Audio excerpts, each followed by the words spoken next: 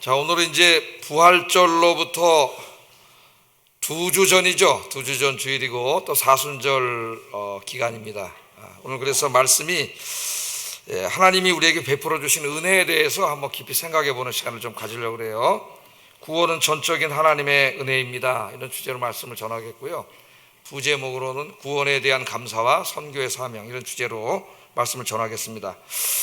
자, 이 누가복음 10장 전반부를 쭉 읽어보면은, 누가복음 10장은 예수님이 제자들에게 그들이 얼마나 복받은 사람인가를 가르쳐주는 말씀이에요.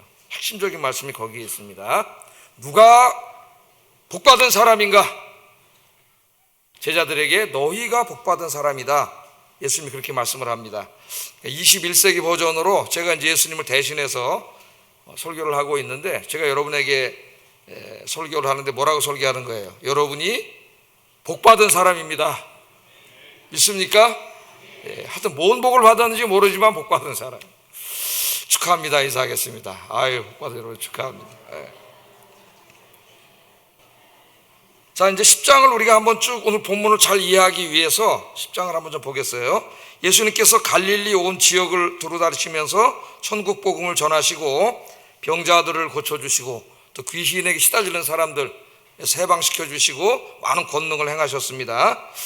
그런데 이제 10장 전반부를 읽어보면은 10장에서 보는 것처럼 고라신과 벳세다와 가버나움에 가서 예수님이 사역하시는데 대부분의 사람들이 회개하지 않았어요. 좀 유대 사회에서 좀 큰 도시라고 할 수가 있겠는데 이 세 지역에 가서도 예수님이 천국 복음을 전하고 많은 권능을 행하셨다 그랬습니다. 그런데 이 사람들이 회개하고 예수님을 믿지 않습니다. 그래서 예수님께서 이 세 도시 사람들을 보시고 굉장히 안타까워하셨어요. 예수님이 직접 오셔서 설교를 하시는데도 듣지 않아요. 그래서 안타까운 마음으로 이렇게 하신 말씀이 이제 우리가 읽은 본문 앞에 나와 있어요. 누가복음 10장 13절 15절 한번 읽어보겠습니다. 시작. 고라시나 화 있을진저 벳사다야, 너희에게 행한 모든 권능을 두로와 시돈에서 행하였더라면 그들이 벌써 베옷을 입고 재에 앉아 회개하였으리라. 심판 때 두로와 시돈이 너희보다 견디기 쉬우리라. 가버나움아, 내가 하늘에까지 높아지겠느냐? 음부에까지 낮아지리라. 자, 하나님은 외아들을 우리에게 주시기까지 우리를 사랑하시지만은 그 사랑을 끝까지 거부하는 사람들에게는 하나님의 심판이 있습니다. 구원을 받을 수가 없어요. 그 사람들은 하나님 우리를 얼마나 사랑하시는가는 그 외아들을 주심 속에 나타납니다. 독생하신 외아들을, 그 생명을 우리를 위해서 주신 것이죠. 우리를 구원하기 위해서. 그래서 하나님께서 구원을 이루셨어요. 그렇게 하나님이 우리를 사랑하심에도 불구하고 그 사랑을 끝까지 거부하는 사람들은 구원을 얻을 수가 없습니다. 자, 예수님께서 이제 이 지역에 사역을 하시면서 가만히 보니까 예수님의 설교를 듣고 하나님께로 돌아오는 사람들은 12 제자들을 포함하여 좀 사회적으로 작은 자들이었어요. 등치가 작다는 얘기가 아니고 사회 경제적으로 좀 작은 자들이었습니다. 당시 세상 학문과 율법에 대하여 많은 것을 알고 있는 지식인이라고 하는 사람들은 예수님의 설교를 들으면서도 믿지 않았습니다. 자, 이 모습을 예수님이 보시면서 오늘 이렇게 본문에 보면 예수님이 기뻐하시고 하나님께 감사했다 그랬습니다. 감사. 뭘 하나님께 감사했을까요? 하나님 나라의 비밀을 세상의 지식으로가 아니라 하나님의 은혜로 알게 하신 것을 감사하는 거예요. 자, 우리는 이 예수님이 오늘 본문의 말씀을 통해서 우리가 예수님을 믿게 된 것, 그리고 구원을 받게 된 것은 전적인 하나님의 은혜임을 우리가 알게 됩니다. 제가 제 인생에서 제일 신비한 게 뭐냐 하면 지금 생각해 봐도 내가 예수 믿는 거예요. 예수 믿는 거. 예수 믿고 또 거기서 끝나면 모르겠는데 목사까지 된 게 제일 신비해요. 저는 굉장히 좀 합리적이고 이성적이고 분석적이고 그런 사람입니다. 그래서 MBTI도 ESTJ예요. ESTJ. 사고도 합리적으로 분석적으로 그렇게 하고 또 계획을 세고 결단을 내리고 뭐 이제 이런 형태의 사람이에요. 예수 믿기가 참 어려운 사람인데 제가 초등학교 4학년, 5학년 때까지는 무신론자였습니다. 그래서 제가 동네 친구들하고 모여가지고 하나님은 존재하지 않는다, 신은 없다, 제가 이걸 강력하게 주장했어요. 5학년 때 말도 잘하잖아요. 말주변에 있었어요. 그래서 또 그 근거가 뭐냐, 또 논리적인 근거를, 제가 합리적인 근거를 제시했어요. 아폴로 11호가 달나라에 가는 판에 무슨 하나님이 어리냐, 제가 이렇게 얘기를 했는데, 어느 순간에 이제 어려서 주일학교를 한 5학년 때부터인가 다니기 시작하면서 이제 이 모든 놀라운 사실들을 제가 다 믿게 됐고, 신학을 공부한 이후에 이걸 되돌아볼 때, 야, 이건 참 놀라운 일이다, 그런 생각을 하게 됐습니다. 자, 여러분, 우리는 예수 믿고, 내가 예수 믿는다는 사실, 또 예수 믿고 구원받았다는 사실을 너무나 당연하게 생각할 때가 있습니다. 그래서 별 감동이 없어요. 그러나 여기에는 엄청난 하나님의 은혜가 임한 거예요. 은혜가 임하지 않고는 예수를 믿을 수가 없습니다. 제가 한번 여러분에게 물어볼게요. 여러분, 하나님이 살아계신다는 것을 어떻게 믿게 됐습니까? 하나님 보셨나요? 제가 안 믿는 친구에게 전도하면 그렇게 얘기합니다. 하나님 좀 보여주라. 그럼 내가 믿을게. 하나님 보셨어요? 또 어떻게 믿게 됐습니까? 예수님이 하나님의 아들 구원자라는 것을 여러분은 어떻게 알게 되었고 믿게 됐습니까? 예수님이 처녀 마리아에게서 태어난 것을 여러분은 어떻게 믿게 됐습니까? 이건 과학과 의학으로 도저히 설명할 수 없는 이야기잖아요. 이해될 수 없는 이야기예요. 근데 여러분, 어떻게 믿게 됐습니까? 예수님이 죽은 지 3일 만에 부활하신 것을 여러분 어떻게 믿게 됐습니까? 죽은 자가 다시 살아나다니요. 이걸 어떻게 믿게 됐습니까?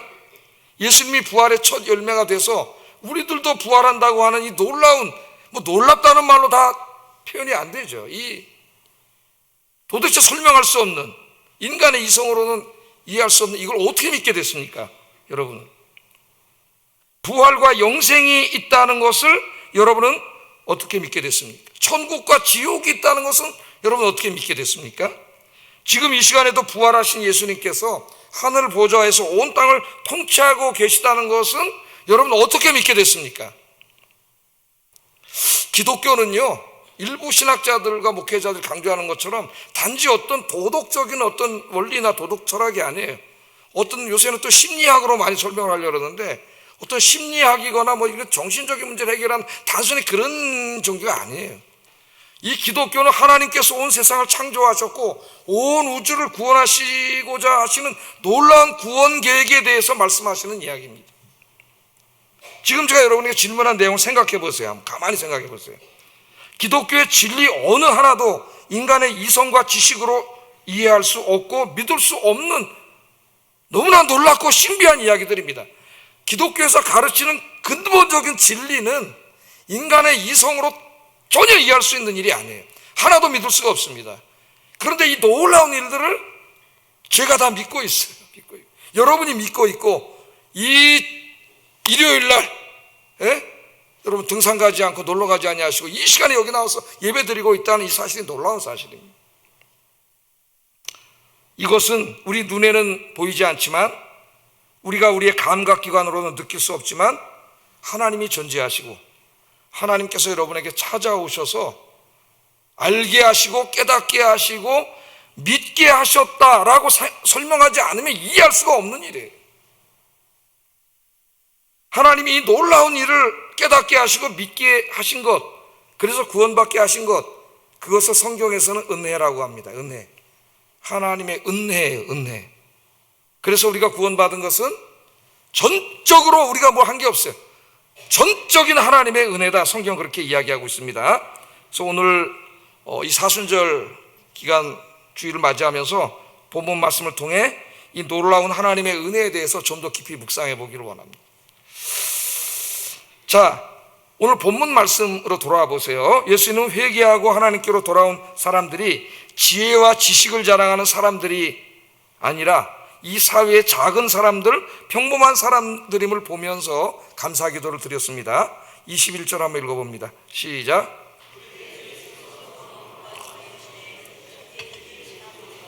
이것을 지혜롭고 슬기 있는 자들에게는 숨기시고 어린 아이들에게는 나타내심을 감사하나이다. 옳소이다. 이렇게 된 것이 아버지의 뜻입니다. 그래서 지혜롭고 슬기 있는 자들에게는 숨기시고 이 하나님의 놀라운 구원 계획, 예수 그리스도를 통해 이 세상을 구원하시고자 하시는 하나님의 놀라운 구원 계획을 지혜롭고 슬기 있는 자들에게는 숨기셨다 그랬어요. 어린아이들에게는 나타내심을 감사합니다. 어린아이는 여기 이제 어린아이를 말하는 게 아니라 어린아이 같은 어리석은 이제 그런 의미가 있어요. 우리 같이 평범한 사람들을 이야기합니다. 자, 이 말씀은 이게 오해하면 안 되겠어요. 지혜롭고 슬기로운 사람들, 소위 말하는 지식인들은 구원을 받을 수 없고 어린아이 같은 평범한 사람들만 구원을 받을 수 있다, 그런 뜻이 아닙니다.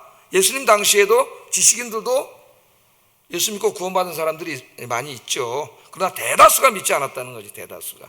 사도 바울 같은 사람도 있잖아요, 여러분. 자, 이 말씀은, 여기서 강조하는 말씀은 이 세상의 지혜와 지식으로는 하나님에 대해서, 예수님에 대해서 알 수 없다는 거예요. 자, 여러분, 여기 지혜롭고 슬기 있는 자가 누굽니까? 이 땅에서 지식인이라고 자처하는 사람들입니다. 세상적인 공부를 많이 한 사람들입니다. 세상의 지혜도 출중한 사람들입니다. 자신의 지혜와 지식을 자랑하면서 모든 진리를 알고 있다고 자부하는 교만한 사람들이에요.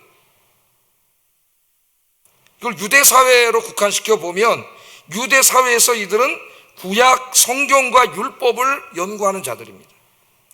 구약 성경의 지식이 풍부한 자들이고 구약 성경의 박사들이에요. 박사들. 또 누가복음의 독자들인 헬라 사회에서 보면은 이들은 헬라 지식 체계와 히랍 철학에 능통한 사람들입니다. 각종 사상과 종교에 해박한 지식을 가진 사람들이에요. 지금으로 말하면 이제 지식인이죠. 지식인. 머리가 똑똑한 사람들입니다. 세상 공부를 많이 한 엘리트들이에요. 그런데 예수님이 이 하나님 나라 복음을 전할 때 놀라운 일이 벌어집니다. 예수님께서 이 땅에 오셔서 자신이 누구인가를 설명하셨고 하나님의 구원 계획과 하나님 나라에 대해서 설교하시고 가르치셨어요. 세상의 이치대로 하면은 머리 좋은 사람, 공부 많이 한 사람, 똑똑한 사람들이 더 잘 이해하고 더 잘 깨달아야 되잖아요. 그런데 이상한 현상이 벌어집니다. 이 땅에서 공부 많이 했다고 자처하는 사람들, 똑똑하다고 하는 사람들이 예수님의 구원과 하나님 나라에 대한 설교를 전혀 이해하지도 못하고 깨닫지도 못했어요. 그들은 예수님을 바로 앞에서 봤지 않습니까? 그분이 누구세요? 우리 삼위일체 하나님을 믿죠? 제2격인 성자 하나님이세요. 이 세상을 창조하신 하나님이세요. 그분이 지금 인간이 되셔서 자기들 앞에 와 있는데 그 모습을 보면서도 그 설교를 직접 들으면서도 깨닫지 못하고 이해하지 못하고 믿지 못합니다. 우리는 여기서 매우 중요한 진리를 깨닫게 됩니다. 이 세상의 지식과 지혜로는 하나님에 대해서, 예수님에 대해서, 하나님 나라에 대해서, 구원에 대해서 알 수 없다는 거예요. 아무리 많은 종교와 철학을 공부하고 역사와 과학을 공부한다고 하더라도 하나님과 예수님에 대해서 알 수 없습니다. 왜 알 수 없는가? 왜 알 수 없는가? 성경은 뭐라고 이야기하는가? 인간이 타락한 이후로 하나님께서 그 지혜와 총명을 어둡게 하셨기 때문이라고 이야기해요. 사도 바울 선생이 이렇게 얘기했습니다. 고린도전서 1장 29절 21절 읽어봅니다. 시작.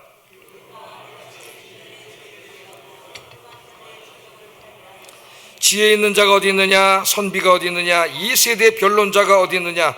하나님께서 이 세상의 지혜를 미련하게 하신 것이 아니냐? 하나님의 지혜에 있어서는 이 세상이 자기 지혜로 하나님을 알지 못함으로 하나님께서 전도에 미련한 것으로 믿는 자들을 구원하기를 기뻐하셨도다. 최초의 인간의 아담과 하와가 죄짓고 타락한 이후에 하나님께서 뭘 어둡게 하셨다고요? 진리를 추구하고 진리를 연구하는, 탐구하는 인간의 지혜와 총명을 폐하시고 어둡게 하셨어요. 그래서 모든 인간의 지혜와 총명이 어두워졌습니다. 그래서 인간은 스스로의 힘과 노력으로, 스스로의 연구로는 창조 하나님을 알 수도 없고 하나님의 구원의 계획을 알 수도 없습니다. 오늘 시대에 지식인이라고 하는 사람들을 보세요. 굉장히 자기들이 똑똑하다고 이야기하고 이 세상에 모르는 것이 없다. 우리는 모든 것을 안다. 그렇게 교만하게 이야기를 하고 있습니다. 근데 그 사람들이 진짜 중요한 걸 모르잖아요. 진짜 중요한 하나님이 이렇게 살아 계신데, 이렇게 살아서 역사하고 계신데 하나님이 어디 있냐? 하나님이 없다.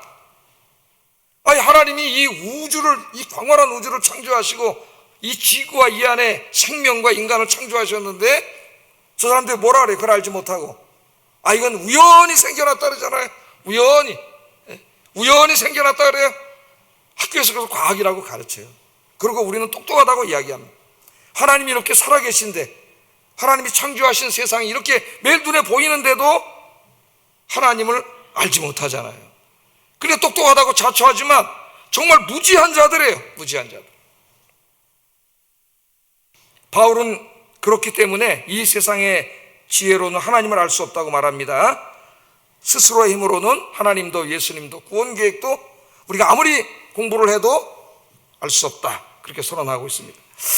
자, 사도 바울은 우선 이 고백이 자기의 경험에서 나온 거예요. 자기의 경험. 자, 자기가 어떤 사람이에요? 사도 바울은.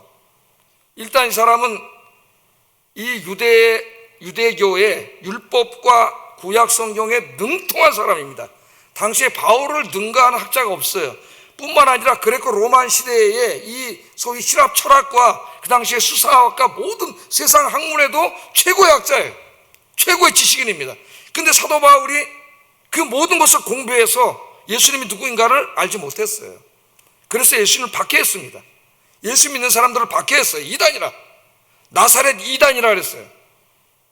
그 지식으로는 알지 못했어요. 그러나 어느 날 자기가 이 교회를 박해하고 예수 믿는 사람 잡아오려고 저 다마스커스로 가다가 누가 찾아왔어요? 부활하신 예수님 찾아왔죠. 하나님의 은혜가 찾아온 거예요. 그 예수님을 만나고서야 비로소 이 예수님이 십자가에서 저 죽은 예수님이 3일 만에 부활하셨고, 그분이 자기의 죄 때문에 죽은 게 아니라 자기와 온 인류의 죄를 대속하기 위해서 죽으신 하나님의 아들이라는 사실을 깨닫게 됐어요. 할렐루야. 바울이 지금 자기 경험을 말하는 거예요. 자기가 율법과 구약과 모든 것을 공부했지만 알지 못했는데 어떻게 알게 됐느냐? 하나님 찾아오셔서 알게 된 거예요. 그 찾아오심이 뭐예요? 하나님의 은혜지. 하나님의 은혜. 어느 날 여러분의 인생에도 하나님 찾아오셔서 믿게 된 거예요. 이 요한복음 3장에 보면은 바울만큼 구약 성경에 또 능통한 사람이 나옵니다. 요한복음 문맥에서 보면 유대교의 최고봉이에요. 그 사람이 요한복음 3장에 나오는 니고데모입니다. 니고데모. 근데 니고데모가 예수님에 대해서 이렇게 많이 들었고 그 설교들을 듣고 했지만은 정말 이해할 수가 없었어요. 예수님이 전한 하나님 나라와 영생의 복음 이해할 수가 없어서 자기는 구약의 최고 학자였지만 이해가 안 되잖아요. 그래서 밤중에 예수님 찾아오지 않습니까? 그래서 체면이 있지. 자기가 유대교 최고봉인데 저 나사렛에 저 30 간 넘은 저 젊은이 뭐 알겠다고 찾아갈 수가 있겠어요? 밤중에 몰래 찾아갔다가 거기서 예수님을 만나고 거기서 영생을 얻게 된 줄로 믿습니다. 그는 그의 지식으로는 예수님을 알 수 없었는데 바로 은혜로 알게 된 거죠. 은혜로. 하나님이 그 어두워진 지혜와 지식과 총명을 밝혀주신 거예요. 그래서 깨닫게 되고 믿게 된 거예요. 여러분, 히랍의 최고 지식인들을 보세요. 사도행전에 보면 사도 바울이 막 전도를 하다가 저 그리스의 아테네까지 갑니다. 아테네는 어떤 곳입니까? 그 이전에 소크라테스가 살았던 곳이고, 그 다음에 그의 제자인 플라톤과 아리스토텔레스가 있던 곳이고, 그 당시 유럽에서 최고의 지식인들이 다 모여 있는 곳이에요. 근데 사도행전을 읽으면 굉장히 놀랍습니다. 사도 바울이 거기에 가서 그 아레오바고 언덕에 올라가서 설교를 하는데 뭘 설교를 하냐면 하나님이 창조주 하나님이라는 것과 예수 그리스도의 부활에 대해서 설명을 해요. 최고의 지식인들을 모아놓고 그 설교를 합니다. 그랬더니 히랍인들이 어떻게 됐어요? 도저히 이해하지 못했어요. 믿지 않았어요. 또 이 로마의 엘리트 관료들도 마찬가지예요. 사도행전을 계속 읽다 보면은 예수님께서 이제 로마 총독 앞에서 전도를 합니다. 전도를 해요. 신문을 당하는 시간을 이용해서 복음을 전하는데 그때 어떤 복음을 전했냐면 예수 그리스도의 부활에 대해서 설교를 했어요. 그랬더니 총독이 베스토라고 하는 사람이었는데 베스토가 듣다가 이렇게 얘기를 합니다. 바울아, 네가 미쳤구나. 네가 미쳤구나 그래요. 그 다음에 뭐라 그랬어요? 네 많은 학문이 너를 미치게 했다 그랬어요. 아니 죽은 사람이 어떻게 살아나냐? 그거 지금도 하는 말 아닙니까? 사람, 죽은 사람이 어떻게 살아다냐? 네가 미치지 않고서야 어떻게 그런 말을 나한테 믿으라고, 그런 말을 해서 믿으라 그러느냐? 그렇게 얘기를 했죠. 내가 알기에 너는 이 시대에 지금 최고 약자인데, 지식인인데, 그 너무 많이 공부해서 너 미친 거 아니냐? 그렇게 얘기했어요. 받아들일 수가 없었습니다. 여러분, 우리 인류의 역사를 한번 보세요. 서구의 역사. 그 서구는 기독교 문명입니다. 2000년 역사가 기독교 문명이에요. 그 서양사를 공부하거나 서양 철학을 공부하려면 기독교를 알지 못하고는 서양을 이해할 수가 없어요. 공부할 수가 없습니다. 그런데 이 인간으로 태어난 사람들 중에 제일 머리가 좋다고 하는 천재라고 하는 사람이 독일의 철학자는 임마누엘 칸트라고 하는 이 철학자인데, 이 칸트는 기독교 문화 속에 태어난 것이죠. 근데 그 사람 머리가 천재예요. 생각을 해봤어요. 야, 우리 인간이 이 세상의 지식을 얻는 데 있어서는 시간과 공간 속에서 세상의 지식을 우리가 얻는데, 그런데 이 형이상학은, 이 철학자들은 하나님이라고 안 그러고 형이상학이라 그러거나 혹은 존재라 그래요. 존재론 이렇게 얘기합니다. 그 신은, 우리가 말한 하나님은 시간과 공간을 초월해 계시는 분이기 때문에 시간과 공간 속에서 모든 지식과 인식을 하는 우리 인간은 하나님에 대해서 알 수 없다. 그래서 이제 어떤 면에서는, 긍정적인 면에서는 인간의 그 이성과 지식의 한계를 이야기했습니다. 어떻게 보면 솔직하게 이야기한 거예요. 그런데 이게 이제 중요한, 이게 무신론을 만들어내는 근간이 돼요. 왜? 우리 인간이 하나님이 존재하는지 안 존재하는지 하나님에 대해서 알 수 없다면은 하나님 없는 거나 마찬가지죠. 알 수 없는데, 그래서 그 다음으로 이제 나타난 사람이 무신론자가 포이에르바흐라는 철학자예요. 자, 이 사람은 칸트의 영향을 받아서 이런 얘기를 합니다. 야, 하나님은 실제로 존재하는 게 아니다.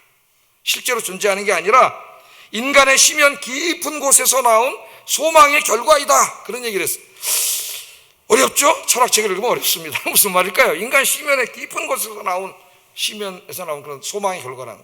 그러니까 우리 인간이 살아가는데 우리 힘으로는 어떻게 할 수 없는 많은 재앙들이 있죠. 뭐 전쟁이 일어날 수도 있고, 뭐 자연재해가 일어날 수도 있고, 전염병이 일어날 수도 있고, 이런 일들이 우리 생명과 재산을 위협하는데 우리 힘으로는 그걸 어떻게 할 수가 없어요. 그러니까 우리 인간의 마음속에 불안하잖아요. 두렵고, 이 모든 것들을 좀 다 한 번에 해결해 줄 수 있는 어떤 강력한 좀 신이 있었으면 좋겠다는 간절한 소망, 불안하니까 그 소망이 인간의 깊숙한 곳에 있었는데, 그게 이제 이렇게 바깥으로 휙 나와가지고 그게 이제 종교로 외연화됐다는 거예요. 그게 하나님이라는 거예요. 그러니까 하나님은 실제로 존재하지 않아. 하나님은 누가 만들어낸 거예요? 인간의 소망이 만들어낸 거예요. 이런 얘기를 하면서 무신론의 시대를 이야기하기 시작하고, 그의 제자인 이제 칼 마르크스라고 하는 사람이 이 무신론을 받아들이게 됩니다. 마르크스의 주장은 이런 거예요. 하나님은 없다. 천국도 없다. 그러므로 우리가 해야 할 일은 기도를 통하여 이 땅에 천국을 이루는 것이 아니고 혁명과 투쟁을 통해 노동자들의 천국인 공산주의 사회를 만드는 것이다. 그렇게 얘기합니다. 그래서 그리스도의 십자가의 구원을 노동자들의 혁명으로 대치시켰어요. 그리고 기독교의 천국을 공산주의 사회로 대치시켰습니다. 마르크스는 유대인이에요. 그 사람은 성경의 종말론을 교묘하게 사회과학으로 대치시켜 놓은 거예요. 이 땅의 지식인들이 그 기독교 문명에서 2000년을 살아왔으면서도 예수 그리스도를 통한 하나님의 구원 계획을 전혀 깨닫지도 못하고 이해하지도 못해요. 여러분, 이 시대 과학자들은 어떻습니까? 찰스 다윈의 진화론을 주장하고 이후에 과학자들이 빅뱅을 주장한 이래로 지금에 이르기까지 과학자들은 생명체들과 우주를 매일 바라보면서도 그것을 만드신 하나님을 전혀 찾지 못하고 있어요. 거기에 하나님의 지분이 다 나타나 있는데도 발견하지 못해요. 우리는 뭘 알 수 있습니까? 제가 왜 이야기를 지금 하는지를 잘 생각을 해보세요. 이 세상의 지식과 지혜로는, 그 똑똑함으로는 하나님을 알 수 없고 예수님을 알 수 없다는 거예요. 그런데 내가 어떻게 알고 믿게 됐느냐? 그래서 은혜라는 거예요. 할렐루야. 최근 몇십 년 동안 똑똑하다고 인정받는 신학자들이 예수님에 대한 책을 저술하여 출판하기 시작했습니다. 그들이 이제 한 사람의 역사적인 인물을 연구하는 것과 똑같은 방식으로 예수 그리스도도 한 역사적인 인물이니까 예수 그리스도를 역사적 방법으로 연구하는 거예요. 그것은 이제 역사적 예수 연구라 그래요. 역사적 예수 연구. 그래서 이제 조직신학에서는 연역적으로 공부를 합니다. 예수님은 하나님의 아들, 그분은 하나님이시에요. 그런 전제를 명제로 해놓고 왜 그런가를 하나하나 이제 성경에서 증거를 찾아간다면은 이 역사적 예수 연구는 귀납적 방법이에요. 어떤 것도 전제하지 않고 예수님에 대해서 기록된 모든 현존하는 자료들을 귀납적으로 다 공부해서 결국 결론을 내리는 거죠. 예수님이 어떤 분인가. 이 사람들이 연구해가지고 지금도 엄청나게 많은 책들이 나온다고 제가 설교 시간에 몇 번 얘기를 했습니다.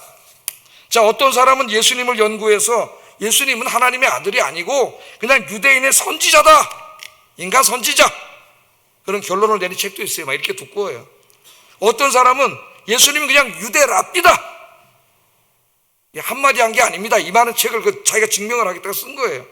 어떤 사람은 유대의 혁명가다, 어떤 사람은 예수님은 견유 철학자다. 그래서 견유 철학은 뭐예요?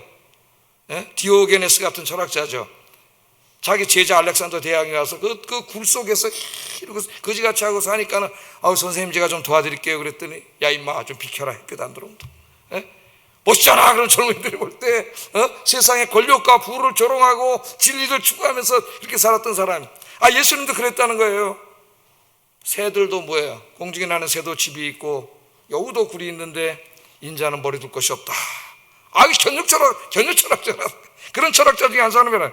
어떤 사람은 도덕과 윤리 선생님이라는 거예요.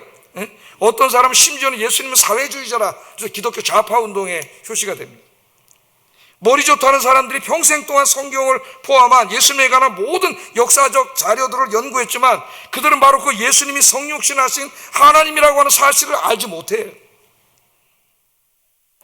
지금 서구 유럽에는 신학자들 중에 예수님을 믿지 않는 학자들이 많습니다. 여러분, 계속 논문과 책들을 써내고 있어요. 저는 제가 이게 미국에서 신학을 공부하면서 그 사람들 책을 읽으면서 감사했습니다. 야, 하나님께서 저같이 머리도 별로 좋지 않은 이 사람, 오늘 성경에서 예수님이 말한 어린 아이와 같은 작은 자에게 이 모든 영적인 진리를 알게 하셨고 깨닫게 해주셨구나. 그러니까 이 감사의 깊이가 굉장히 깊어지는 거예요. 그냥 아이고 감사합니다가 아니라 굉장히 감사한 거예요. 너무 감사한 거예요. 여러분도 한번 깊이 생각해 보세요. 제가 아까 서론에 말씀드렸던 그 하나하나의 기독교 진리를 하나도 믿을 수 있는 얘기가 없습니다. 이성으로는.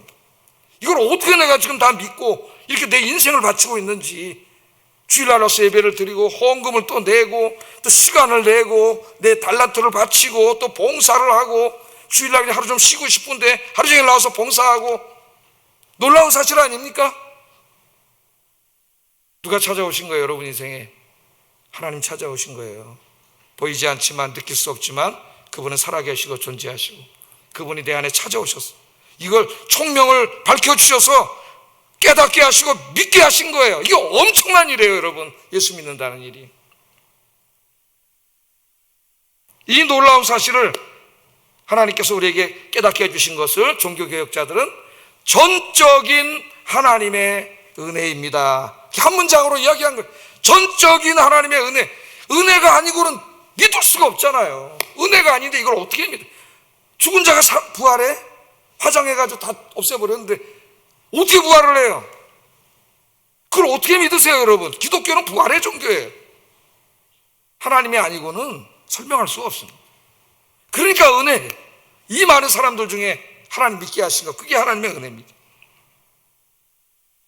그래서 이제 예수님이 이 지식인들, 똑똑하다는 사람들에게는 감추시고 어린 나이 같은 사람들에게 깨닫게 해주셨다고 이야기한 다음에 이제 이 내용을 제자들에게로 좁혀서 적용을 합니다. 제자들은 누구예요? 그걸 다 이해하고 깨닫고 예수 믿는 사람들이잖아요. 그래서 너희들이 이런 관점에서 얼마나 복받은 사람인가를 깨달으라는 거예요. 22절 읽어보겠습니다. 시작.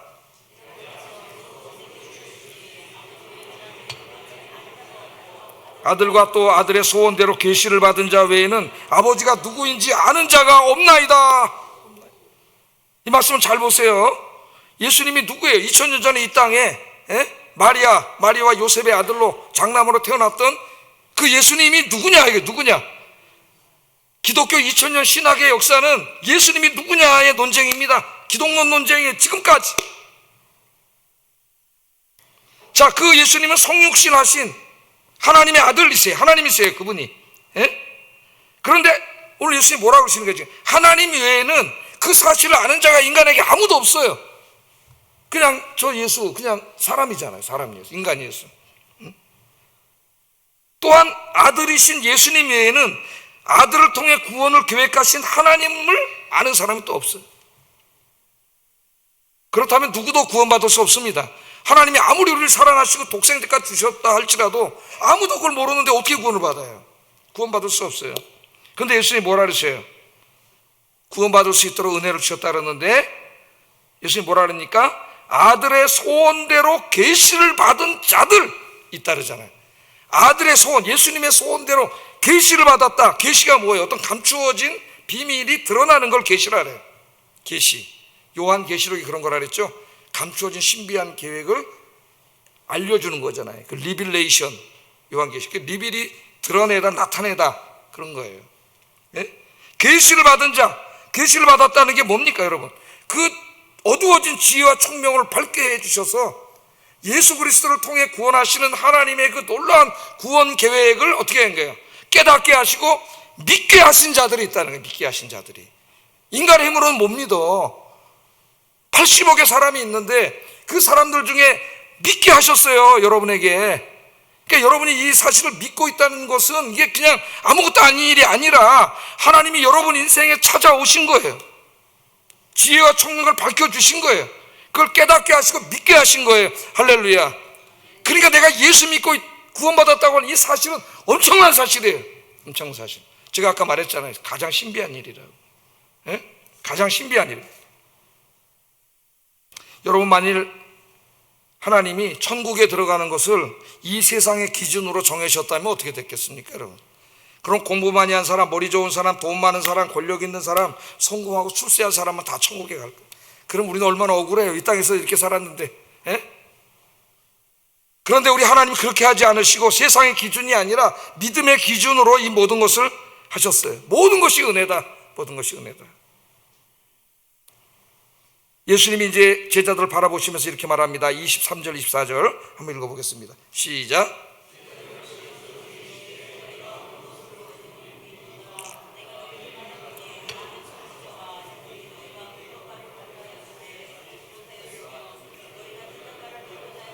듣지 못하였느니라. 아멘. 이제 완전히 제자들에게 적용시키는 거죠. 이 넓은 얘기를 하다가 이제 갑자기 거기 있는 제자들에게 너희가 복 있는 자다. 너희가 복 있는 자다. 그 너희는 지금 성경에서는 제자지만은 이 시간 예배 드리고 있는 여러분들이 복 있는 자다. 복 있는 자다. 잊지 마세요.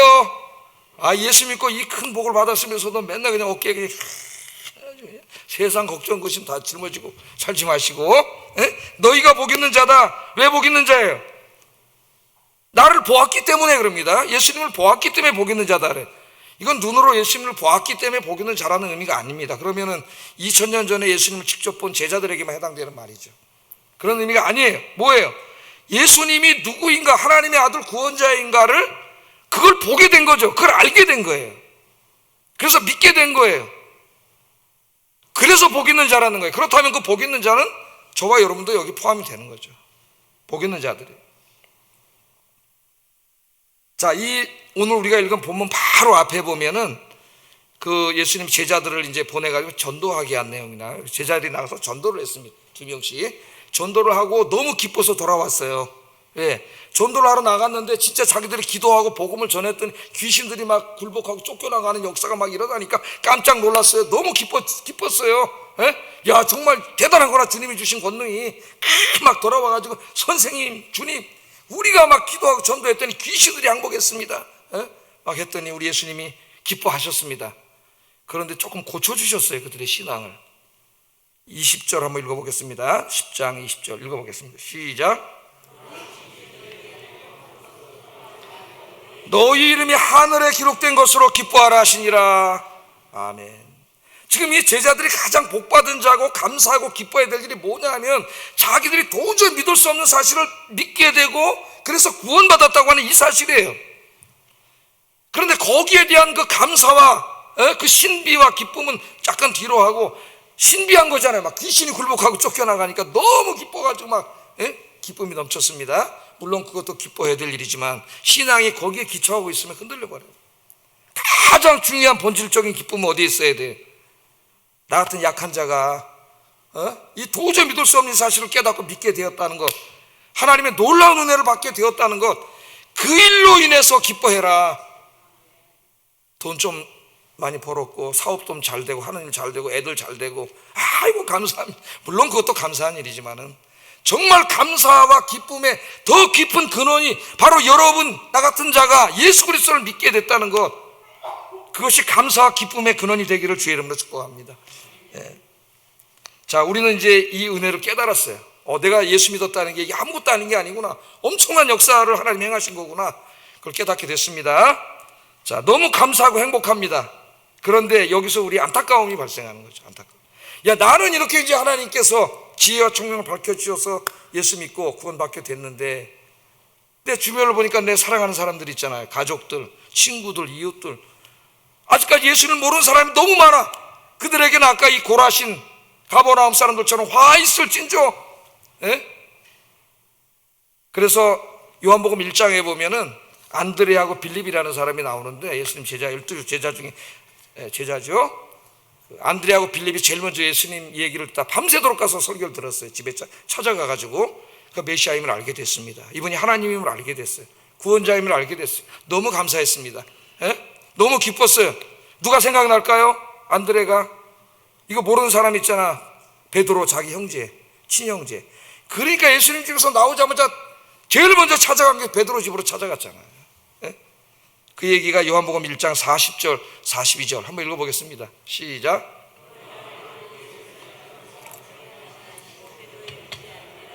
그가 먼저 자기 형제 시몬을 찾아 말하되 우리가 메시아를 만났다 하고, 메시아는 번역하면 그리스도라, 데리고 예수에게로 오니 예수께서 보시고 이르시되 내가 요한의 아들 시몬이니 장차 게바라 하리라 하시니라.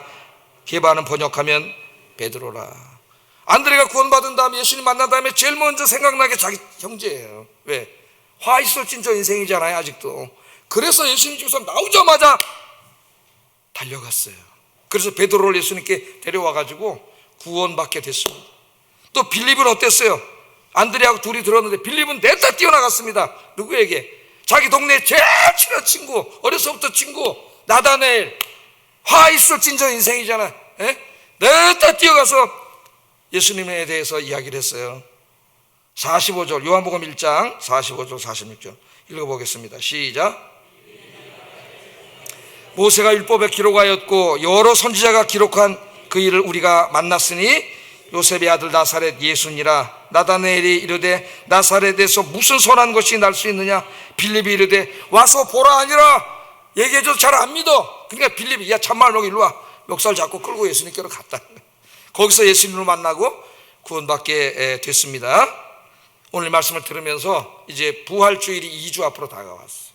전도하기 제일 좋은 주일입니다. 기도하면서 여러분이 구원받은 은혜 감사하면서 여러분 믿지 않는 가족, 또 이웃, 친구들, 가까운 사람들, 사랑하는 사람들 부활주일날 내가 반드시 데리고 와서 예배드리겠습니다 하시는 여러분 되기를 주의 이름으로 축복합니다. 아멘이 다 키 들어가네. 축복합니다. 기도하겠습니다. 어린아이 같은 보잘것없는 나 같은 죄인을 구원해 주신 하나님의 은혜를 생각하면서 늘 감사하게 하소서. 내가 사랑하는 사람들에게 찾아가서 내가 누리고 있는 이 행복을 이야기할 수 있게 해주세요. 세 번째, 부활절에 한 사람이라도 전도하여 함께 예배할 수 있게 해주세요. 기도하겠습니다. 사랑하신 아버지 하나님 감사합니다. 오늘 귀한 말씀을 통하여 내가 어느 날 예수 믿게 되었다고 하는 것, 이 도저히 설명할 수 없고 이성과 합리적으로 이해할 수 없는 이 놀라운 진리들을 깨닫게 하시고 알게 하시고 믿게 하셔서 구원받고 하나님의 자녀가 되게 하신 것 하나님 감사합니다. 늘 감사가 넘치게 하시고 기쁨이 넘치게 하소서. 그러나 내 주변에 아직 예수 믿지 않는 내 사랑하는 가족들, 내 친구들, 이웃들, 직장 동료들, 가까운 사람들, 사랑하는 사람들이 너무나 많습니다. 그 사람들 다 찾아가서 예수님에 대해서 이야기하게 하시고 이번 부활절날 손잡고 교회 나와 함께 예배할 수 있도록 주님께서 인도해 주시옵소서. 예수님 이름으로 기도드립니다. 아멘.